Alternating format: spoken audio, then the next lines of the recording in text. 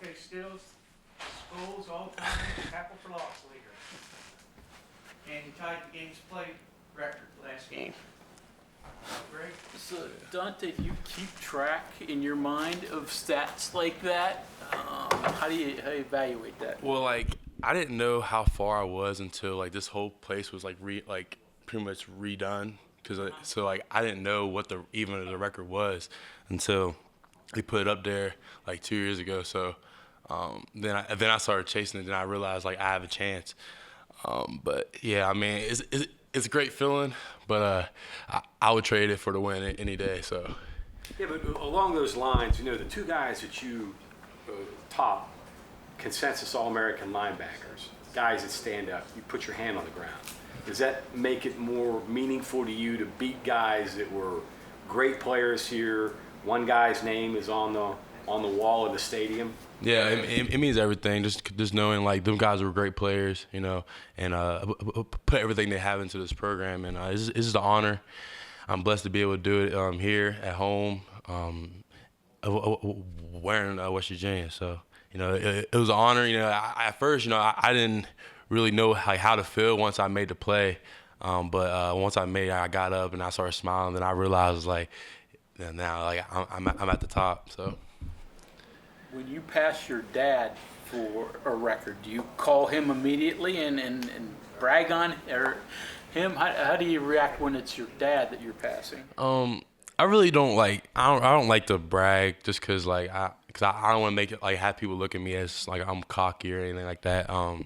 But yeah, he called me. He congratulated me. I told him, I'm gonna try to pass him in sacks. I think I have like 5.5 left, but that's a lot. So I'm gonna try my best to get back there as much as I can and affect the quarterback. And I'm happy. I'm on top because it was a while. Like it was a couple games where I didn't really get no TFL. So I'm glad I did it for sure.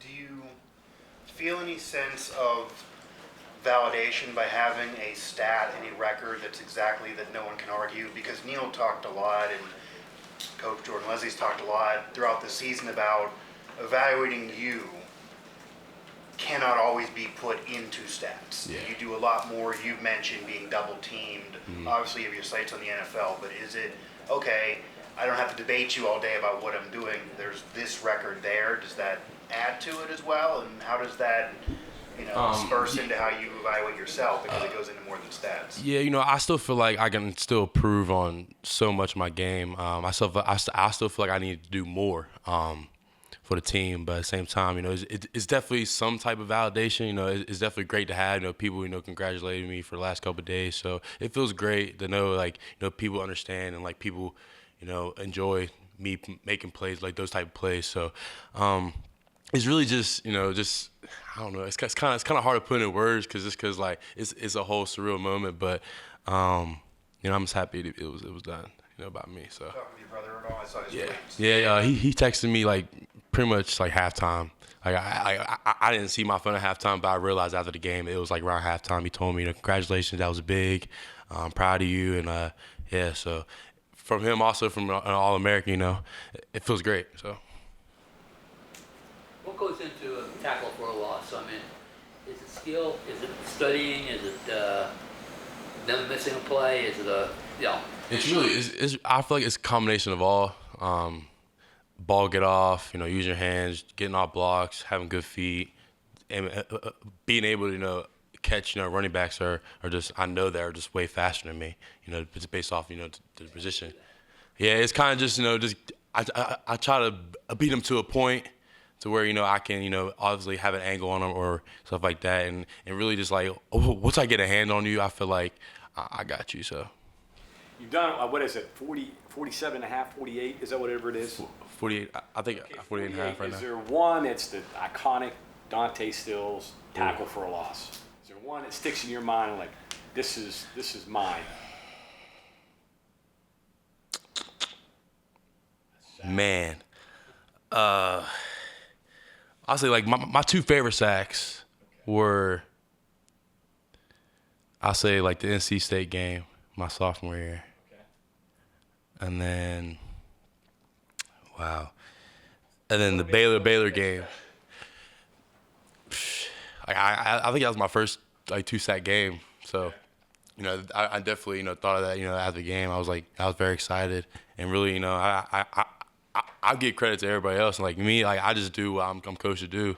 And Did you call the double team? Did you go for It was- two guys? Did it you was- take the center back into the quarterback? I think it was around like it was like around like the 30-40 yard line. Then they're going in. They're in our territory, and I don't know if it's a miscommunication, but I just got out the ball and I bent the corner. Well, no, not I kind of stepped to the floor. I bent the corner and I sacked him. And then my second one of that game was it was like a little twist game me and my brother had, and I came around clean. It was a smooth sail right there. To me, the ones I remember, the Baylor game, where you game, guys yeah. both dominated them. That's probably my favorite overall game. Okay. Yeah, because like it was Halloween night, and they're number 12 in the country, so that was a big game leading up to it. It was a night game, so yeah, I definitely enjoyed that game too for sure. There's a couple other games where my favorite, but I feel like I just enjoy all of them. No matter what I get. So You got a lot to choose from. yeah. 48, whatever. A lot of And plus, like I like Oklahoma State game last year. I feel like that was a good TFL too, just because I forgot about the TFL after, like the next day I got that pick. So I was like, wait, I didn't realize. Like, wait, did I really just make that play? But yeah, it was I'm happy. It's just I feel like I'm just helping like younger guys chase something. Because at one point I didn't know what to chase or stuff like that. Then I realized I have something to chase. So Now that you have the record and you admitted that you were chasing it once you figured out that it was obtainable, and you're talking about sack number for your dad, and obviously you want the team to win and get in a bowl game, but is there another individual goal that you have in mind the rest of the season in your career? Do you want to get that TFL number higher? Is there a benchmark? Yeah. Do you want to get to like 60, 70 so you can feel like you'll have it for a while? Is Yeah. that in your mind at all? I did, like at this point it's just more about like a separation. I definitely want to get a couple more, as many as I can get. But at the same time, Is there a number in your mind? Are you saying I want 75 or something like that? That'd be a hell of a year. That would be obviously. Or last 4 games to get like 5 a game. That'd be crazy. Meaning like you put it as a very, very high number, Yeah. and then you try to, if you get even lower, you're still happy about it. Players put things at astronomical levels in terms of goals. I say, I'll pick a number. The highest, I feel like I could get this year, just being real, it's probably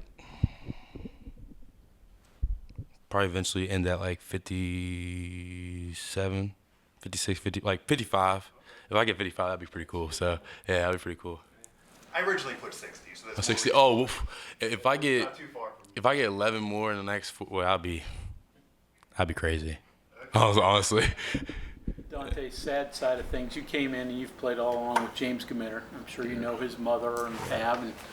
And your thoughts of that? Your own mother's had health issues. It's got to be difficult. Have you talked to James at all?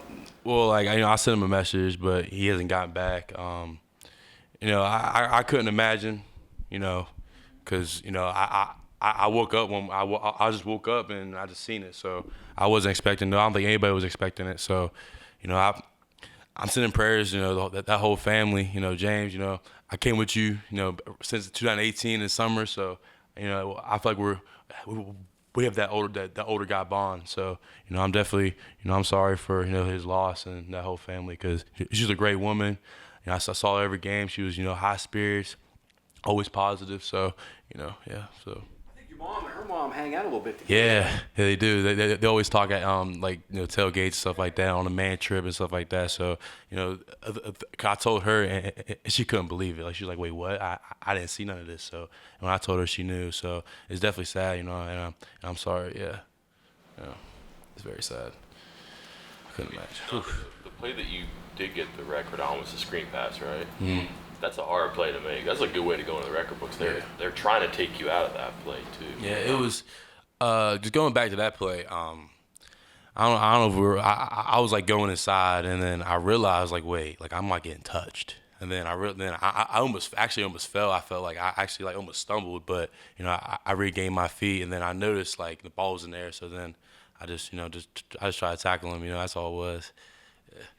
Dante Stills make that play? No. Or are you trying to get the quarterback and I might fall.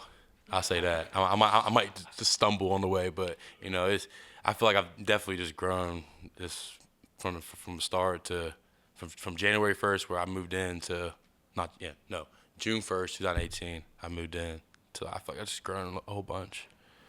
In the second half against TCU, the defense as a whole, you had success blitzing. Why do you think that was?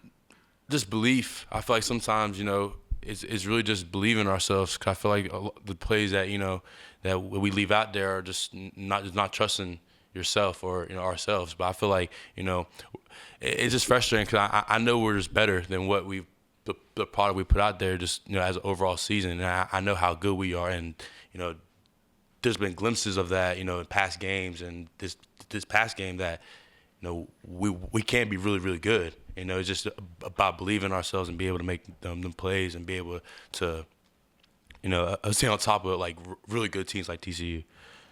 Neil and Coach Leslie talked about the impact Charles being back had. Yeah. Can you feel that on the defensive line? Yeah, I definitely, just because he's an older guy, I played with him last year, so I kind of, understand his game and his whole mentality. So, it's definitely good to see him back there moving around, stuff like that, especially just not expecting him to be back. So, it's great to see. To his point about Charles, I know the coaches talked about the reluctance to do more pressuring because there's so many inexperienced guys back there. And with Charles, you can play a little bit more. You can play some different coverages and do some different things. Did you notice that as in the second half of TCU? A little bit, but at the same time, I like the front kind of has their own deal going on with like different plays because like a lot of times, I know what's being called, but at the same time, the back end, that's a whole different game. Like, I just got to worry about the front of the guy that I'm lined up. So, I feel like, Coach Leslie and them do a great job doing, like, mixing up some stuff, to create pressure and stuff like that. Thank you, sir.